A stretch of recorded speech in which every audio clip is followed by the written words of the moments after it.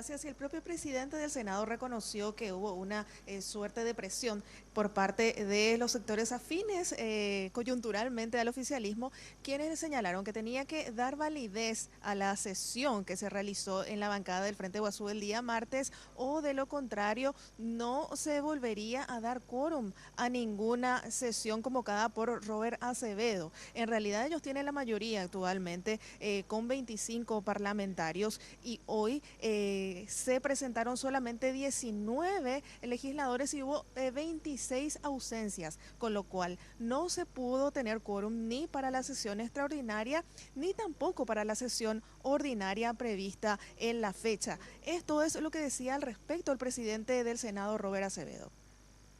No, ellos lo que plantean es de que no retengamos el proyecto de enmienda, ¿verdad? Que lo tratemos aquí en el país. ¿Y usted qué le dijo? Y le dije que no vamos a hacerlo. ¿Quién fue el que le pidió? No quiero dar nombres. ¿Fueron varios senadores ¿De diferentes partidos? ¿De diferentes partidos o solo...? Han manifestado que, bueno, no lo quieren hacer, pero lo tendrán que hacer si es que no colaboro. O sea, si usted no colabora, le van a destituir. Esa fue la amenaza concreta. Así mismo. ¿Del Frente Guasú? No quiero dar nombres ni partidos. ¿PL Real? ¿Por el Partido Colorado?